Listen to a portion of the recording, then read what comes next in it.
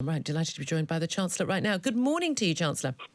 Good morning, Julia. Good morning. Well, you've got a lot of very favourable headlines today. A lot of talk about huge sums of money being spent to try and tackle the possible recession from the coronavirus outbreak. At Times front page, Sunak's road to riches. A lot of people, though, are going to be asking, after 10 years of austerity, where's all this money coming from? If you've had all this money all this time, why weren't you spending it over the last 10 years under previous chancellors?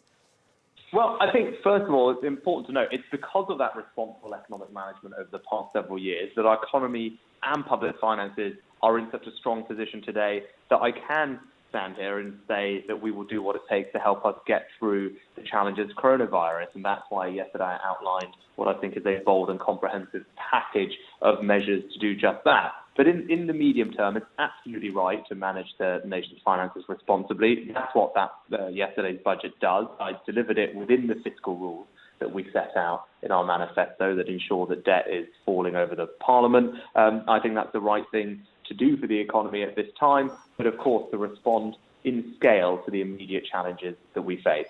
Well, you say that we're in a very strong position. And actually, we've got some very good economic indicators, things like very low unemployment and the like. But even the Office for Budget Responsibility was only predicting 1.1% economic growth this year. That's incredibly low growth levels. Supposed to be having this big Brexit bounce, weren't we? And that was before we had the coronavirus a pandemic. So we're going to be expecting an awful lot less than that. Yeah, you're absolutely right. Our growth figures are not as high as I would like them to be. And that's why we've outlined an ambitious programme of investment in infrastructure. It was a signature part of the budget yesterday to invest in things like road, rail, broadband. All of that is designed to raise our long-term productivity and growth. And indeed, the Office for Budget Responsibility estimated, I think for the first ever time, that if that had continued on a sustained basis, it would indeed do exactly that, raise our long-term productivity. That, I think, is the right economic plan for the UK at this moment. OK, well, I mean, they're talking about it being the biggest giveaway since Norman Lamont's pre-election budget of 1992. And you know there'll be a lot of Tory MPs on the backbenches cheering you yesterday in the chamber, but quite concerned about going back to sort of boosting the deficit, boosting public borrowing when they thought that we were moving towards cutting sort of big government.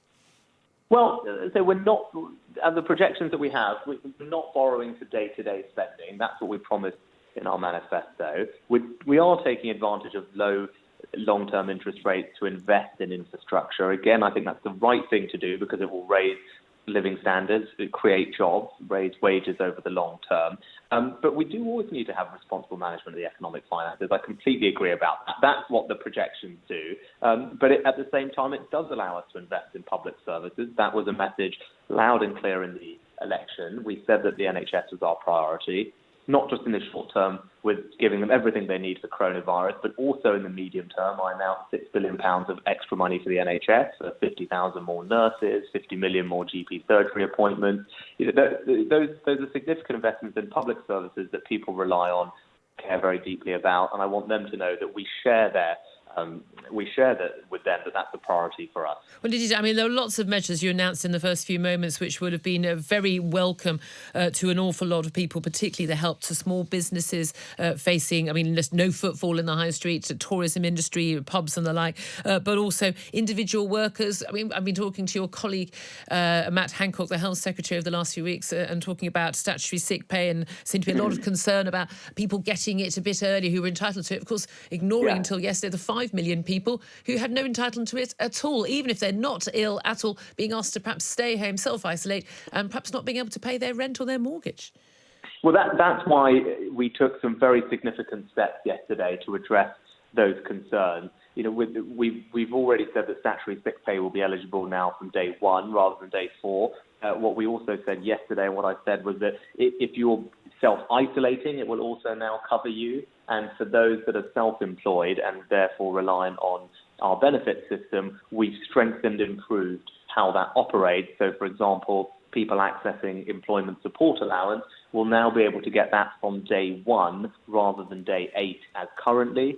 For those accessing universal credit, we've removed something called the minimum income floor, which means that time that they're not at work or not working, it doesn't impact their benefit entitlement. And I also provided a £500 million hardship fund for local authorities to target support on people who in particular needed it.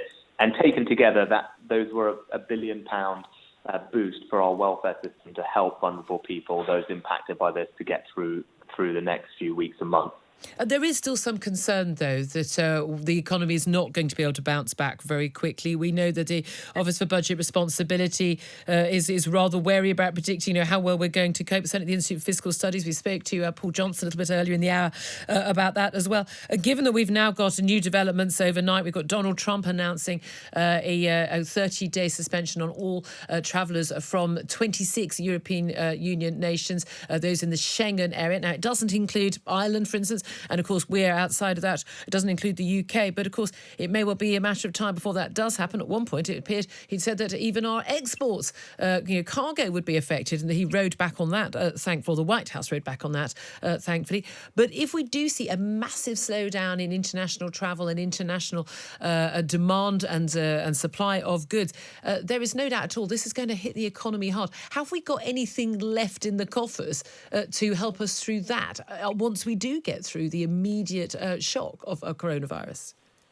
Well, you're right. This will have a significant impact on our economy, but our belief is that it will be temporary. That's the nature of the epidemiology of this virus, that it does pass through. And what my job is to make sure that this temporary hit to our economy doesn't become permanent. And that's why the interventions yesterday were in particular targeted at protecting people's jobs by supporting small and medium-sized businesses to help them through what will be a challenging few months. So that's why we cut their taxes, provided cash grants, allowed them to defer tax payments, gave them access to very attractive loans, all of which means that they can hopefully get through what will be a difficult period, safeguard the job so that when we emerge on the other side and the virus has gone through, we can get back to normal as quickly as possible. But look, as the situation evolves, if we need to do more, I, of course, stand ready to respond. OK, well, you did say yesterday, whatever this was, millions or billions, the money was going to be there for the NHS. Now, many on the Labour benches in the House of Commons are a little bit confused that you appear now to be Keynesian in your thinking. They said after the last election, they lost the election, but they won the argument for greater spending. Is it true they did win the argument? Well, look, I think the election result is pretty clear. So, what we promised in that election to, invest in public services. We promised to level up across this country by investing in infrastructure to spread opportunity. And this budget yesterday was about delivering our promises. Okay. I want to, as you heard me say repeatedly yesterday, this is a government that delivers its promises and it gets things done. And all the things that we said we would do, we systematically yesterday in our budget went through them and we got them done. We want to spread opportunity around this country. We want to make sure that wherever you live, whether you're in the rural southwest or a town in the northeast, that you have access to fantastic education, the infrastructure around your community works for you, it's a safe community, the public services that you can count on, and that because of the decisions we're making, there's more economic growth, improving your living standards. That's what this budget they did. And when are we going to get a bit more detail on, there were hundreds of billions of pounds on infrastructure spending, a lot of that previously announced under Theresa May's premiership, but we haven't got much detail other than we know HS2 is going ahead and the road, the bypass around Stonehenge. We haven't seen much detail from the government on where that money is going to be spent. Well, yesterday I actually outlined not just the overall spending, which is £640 billion over this Parliament, but I did highlight a range of specific things that are happening. I'm in Leeds today, where there are significant investments. We said we're going to build a new train line between Manchester and Leeds as part of Northern Powerhouse Rail. We said we're going to do for large cities around the country the same kind of transport deal that London enjoys. We're going to roll out gigabit-capable broadband to every part of this country over the next few years. We've got a new mobile phone network, which is going to mean that 95% of the country is covered by a 4G signal by the end of this Parliament. And we've doubled the investment in flood defences, and I announced dozens and dozens of specific schemes yesterday with tons more to come. But look, the message from all of this is we are enormously committed to this agenda. So whether it's road, whether it's rail, whether it's digital, broadband, flood defences, we will build it. and we will build it in every part of our country, and we're going to do that because it's going to improve people's opportunities. Okay. And that's what you will consistently see from this government. Just finally, you upset some people who like Yorkshire tea when you put a tweet out of you making cups of tea for the team at the Treasury, and then you did an interview at the weekend talking about how you've been buoyed in all your work by deliveries of Nando's and packets of Skittles. Are there any more major brands you're planning to upset in the coming weeks? Stop mentioning any brand. A company's writing to you saying, for goodness sake, please don't tweet about us. Well, I've had lots of fun. We've had lots of fun tea things since then. But yeah, we've had a lot of late nights in the office over the past few weeks, fueled by all sorts of good late night food. But the main thing is that I think the serious point underlying that, whether it's the health secretary, whether it's me, whether it's the rest of government, we are working around the clock to protect people's health and their economic security. This is going to be a challenging few weeks and months for this country, but we will get through it together. We will rise to this challenge, and we will do whatever it takes to keep this country safe, healthy, and economically secure.